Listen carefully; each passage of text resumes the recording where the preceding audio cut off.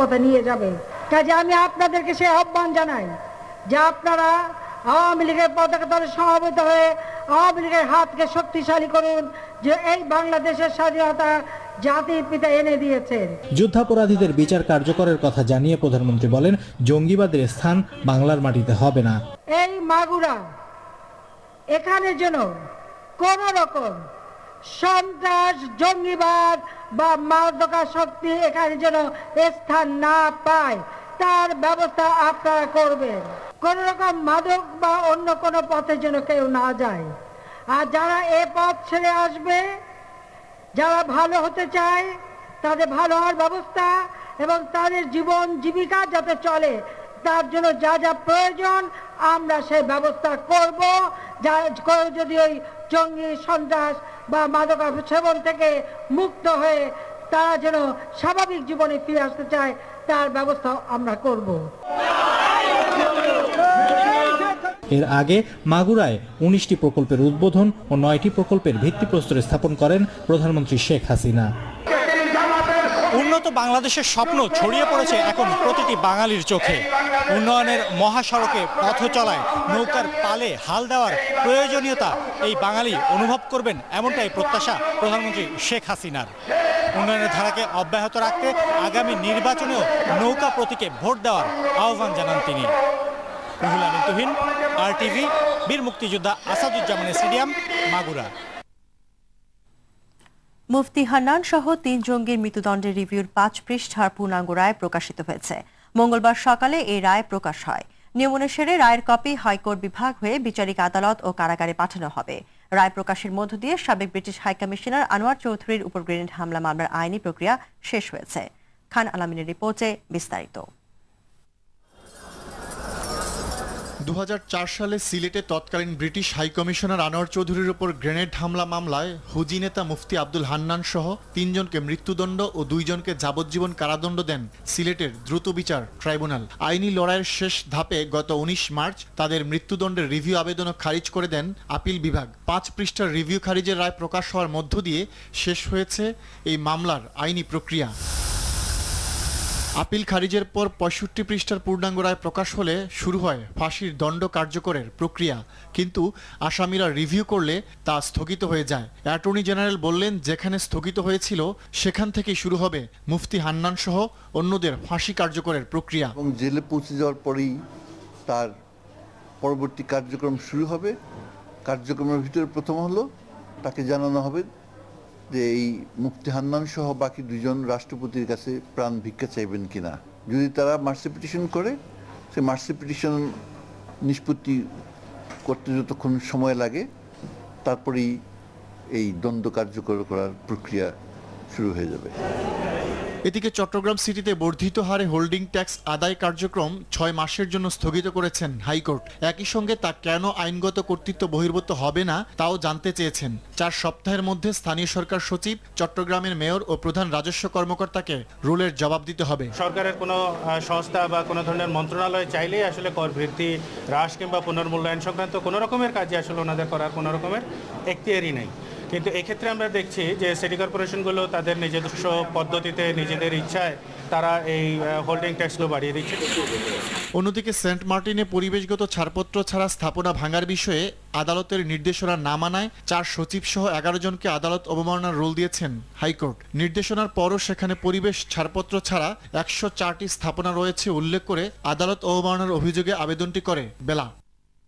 এছাড়া অর্থ পাচারের মামলায় ইটিভির সাবেক চেয়ারম্যান আব্দুস সালামকে 6 মাসের জামিন দিয়েছেন হাইকোর্ট। পাশাপাশি তাকে কেন স্থায়ী জামিন দেয়া হবে না তা জানতে রুল দিয়েছেন।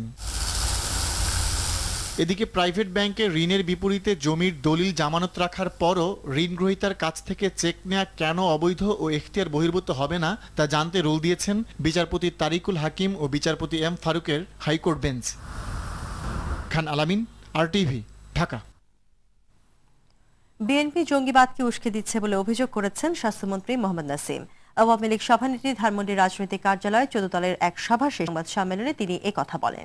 জবাব নিয়ে বিএনপি নেতাদের বক্তব্যের সমালোচনা করেন মুখপাত্র। 25 জাতীয় গণহত্যা দিবস উপলক্ষে 2টি সমাবেশ করার সিদ্ধান্ত নেয় ক্ষমতাসীন জোট। এছাড়া কুমিল্লা সিটি কর্পোরেশন নির্বাচনে আওয়ামী লীগ মনোনীত প্রার্থীর পক্ষে 14 দলের একটি প্রতিনিধি দল প্রচারণায় অংশ নেবে বলেও জানান মোহাম্মদ নাসিম।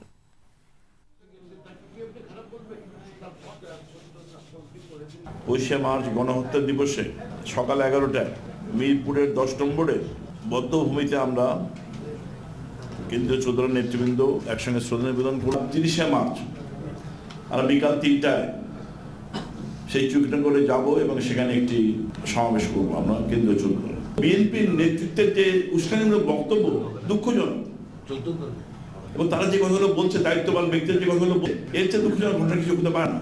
মনে হচ্ছে জঙ্গিদের জন্য তাদের দরদ তুলে উঠছে, জঙ্গিদেরকে উস্কানি দেওয়া হচ্ছে।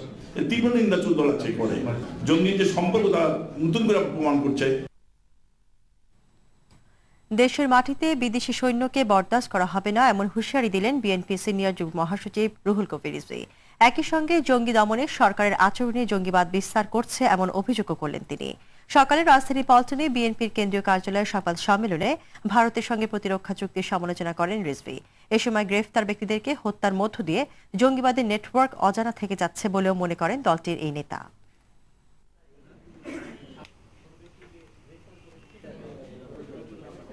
বাংলাদেশের মাটিতে কোনো বিদেশি সৈন্যকে বরদাস্ত করা হবে না।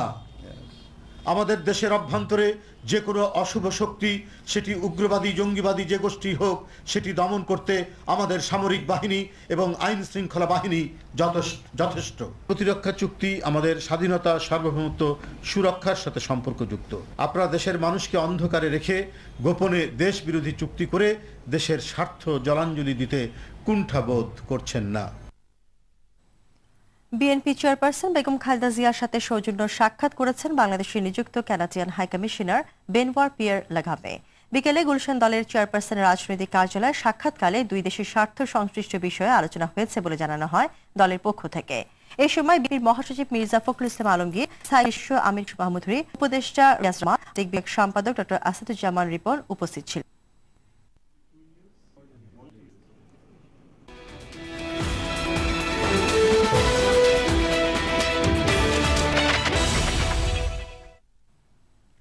সিটি কর্পোরেশন নির্বাচনের খবর। যানজট, জলাবদ্ধতা ও অপরিকল্পিত বর্জ্য ব্যবস্থাপনা সহ সমস্যায় জর্জরিত সিটি কর্পোরেশনের জনজীবন। পর্যাপ্ত ডাস্টবিন না থাকায় যত্রতত্র ফেলা হচ্ছে না। এতে দুর্গন্ধ ছড়িয়ে নানা রোগ বালায় আক্রান্ত হচ্ছেন স্থানীয়রা। এসব সমস্যার সমাধানের আশ্বাস দিয়ে প্রচারণা চালাচ্ছেন মেয়র ও কাউন্সিলর প্রার্থীরা। কুমিল্লার স্টাফ রিপোর্টার গোলাকে পৌঁছে যাচ্ছেন নোমান শিবলি। সিটি কর্পোরেশনের বাসিন্দা হিসেবে নানা সেবা পাওয়ার কথা থাকলেও সেসব থেকে বঞ্চিত কুমিল্লা সিটির নাগরিকরা। সিটি কর্পোরেশনের প্রতি ওয়ার্ডেই যানজট, জলাবদ্ধতার সঙ্গে এখানকার নাগরিকদের পানি নিষ্কাশনের পরিকল্পিত ড্রেনেজ ব্যবস্থা না থাকায় সৃষ্টি হচ্ছে জলাবদ্ধতা। বেহাল দশা বর্জ্য ব্যবস্থাপনাতেও। ভোগান্তি চরম পর্যায়ে পৌঁছালেও তা দেখার যেন কেউ নেই। আগে ডাস্টবিন ছিল ওই পাশ থেকে সরানো এই পাশে দেওয়া হয়েছে, আর এখানে দেখা যায় 10-15 দিন এখানে ময়লা স্তূপ হয়ে যায়। ডাস্টবিন থেকে কোনো ময়লা আবর্জনা এখনো পর্যন্ত নিতেছে না। কুমিল্লাটা যেন একটা পরিপূর্ণ আদর্শভাবে রূপান্তরিত হয়। সুষ্ঠু বর্জ্য ব্যবস্থাপনাকেই মেয়র প্রার্থীদের অগ্রাধিকার দেওয়া উচিত বলে মনে করেন সুশীল সমাজের প্রতিনিধিরা। আরও পরিষ্কার পরিচ্ছন্নতা যাতে হয়, পরিচ্ছন্ন হয় শহর। বর্তমানে এখন বিভাগ হতে যাচ্ছে, কাজে এই শহরের উন্নয়নে আরও অনেক কিছু করতে হবে। ঢাকা থেকে কেউ আসলেই মনে হয় যেমন কি একটা জায়গার মধ্যে সে আসলো, অথচ সেও না যে এই শহরটি কত বড় সম্পদের অধিকারী। এইসব সমস্যার সমাধানের আসিয়ে ভোটারদের মন জয়ের চেষ্টা প্রার্থীদের। ডাস্টবিনগুলি আছে ফালানো হইতো, এখন আমরা ট্রাক দিয়ে নিতাম। এখন দেখবেন এই 1 বছরে আমরা প্রতিটা বড় বর্জ্য দিনে ফেলা আমরা গাড়ি থাকে, ট্রাকটা থাকে, আমরা কোনো ফালাতে দিই না। জলাবদ্ধতা, যানজট প্রথম দুটি, তারপরে তো আরো অন্যান্য সমস্যা আছে, দুটোকে আমি প্রাধান্য দিয়ে কাজ শুরু করতে চাই। বিশ্বাস নয় যে প্রার্থী নাগরিকদের সেবা বাড়াতে আন্তরিকভাবে কাজ করবেন তাকেই নির্বাচিত করার কথা জানান ভোটাররা। নোমান শিবলি, RTV। গ্যাং কালচারের নামে দিন দিন ভয়ঙ্কর হয়ে উঠছে কিশোর বেশ গ্যাংয়ের অস্তিত্ব। এসব গ্রুপ খুব কৌশলে প্রচার চালিয়ে দলের সদস্য বাড়ায়। কিশোর সদস্যরা এলাকার দখল নিতে দেয়ালে দেয়ালে নাম লিখে নিজেদের অস্তিত্ব জানান দেয়। রাজনীতিতে কিশোর অপরাধের নানা দিকে নিয়ে ধারাবাহিক রিপোর্ট তুলে এনেছেন মুক্তা মাহমুদ। আজের প্রথম পর্ব ছবি তুলেছেন নাজমুল হাসান সাইমন।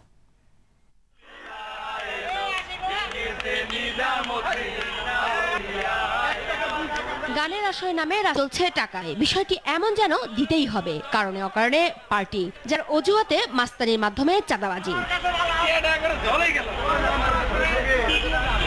তাতে না পোষালে ছিনতাইয়ের রাস্তা তো খোলাই আছে। এমন ঘটনা রাজধানীর উত্তরা ও তুরাগা থানা এলাকায় ঘটছে অহরহ।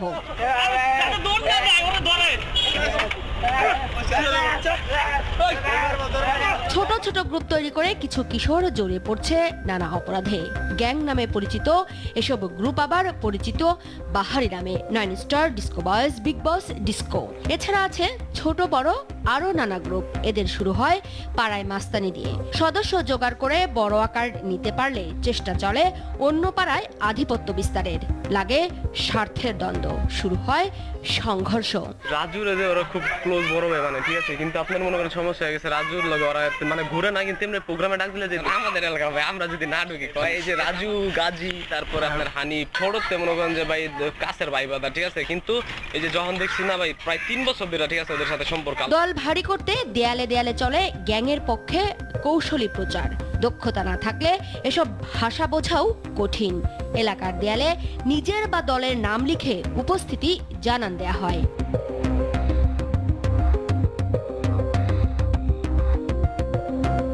পরিবারগুলোও জানে তাদের সন্তানদের এমন বেপরোয়া জীবনের কথা, কিন্তু শাসনের বাইরে চলে যাওয়ায় করার কিছু থাকে না। এই রাজু বাহিনী একটা আছে, এটা নিয়ন্ত্রণ করে SM টুটুল প্লাস এই যে টিপু শিকদার। এই রুডো বাইরে 50 টাকা 100 টাকা চায়, না দিলে মাইট দেয়, মোবাইল নেগা। এইগুলি চুটনের কাছে পিছার দিতে না। একটা বাহিনী আছে রাজু বাহিনী, বিশাল একটা বাহিনী, যেটা তালাসাগি রাজু। তারা এই চিন্তায় এবং তাবালি ছাত্ররা আটকায়া কইতো এই 100 টাকা 200 টাকা দিয়ে না দিলে মারতো, আর নাহলে মোবাইল টোবাইল ফাইলে নিত। কিশোরদের এভাবে বকে যাওয়ার জন্য এই অপরাধ বিজ্ঞানীও পরিবারের উদাসীনতাকেই দায়ী করলেন। মেয়ে চায় যে মা তার বন্ধু হবে, ছেলে চায় বাবা তার বন্ধু হবে, এবং সেই যে সমস্যাগুলো জৈবিকভাবে এবং সামাজিকভাবে এই সমস্যাগুলো সমাধানে বাবা মা বন্ধুর ভূমিকা পালন করবে। ধর্ম এবং সমাজ সব সময় অনৈতিক কাজগুলোকে বাধা সৃষ্টি করে। ধর্মের প্রভাব কমে গেছে আমাদের মধ্যে। সমাজ তার প্রভাবটা বিস্তার করে পরিবার, স্কুল, কলেজ, পাড়া প্রতিবেশী এদেরকে দ্বারা। প্রথম দায়িত্ব হচ্ছে পরিবারের, দ্বিতীয় দায়িত্ব হচ্ছে স্কুল কলেজের, তৃতীয় দায়িত্ব হচ্ছে রাষ্ট্রের। কিশোর তরুণরা যেন অপরাধ জগতে পা না রাখতে পারে সেজন্য প্রাথমিকভাবে তাদেরকে পরিবারের নজরদারির মধ্যে রাখতে হবে। এছাড়া সামাজিক চাপ সৃষ্টির পাশাপাশি আইন শৃঙ্খলা রক্ষাকারী বাহিনী তৎপর থাকলে এসব সামাজিক ব্যাধি অনেকটাই নিয়ন্ত্রণে রাখা সম্ভব বলে মনে করেন এই অপরাধ বিজ্ঞানী। যখন বাবা মারা টাকার পিছনে ছুটতে থাকে। মুক্তা মাহমুদ, RTV, ঢাকা। এবার সোশ্যাল ইসলামী ব্যাংক লিমিটেড সংবাদ বিরতি। যখন ফিরছি তখন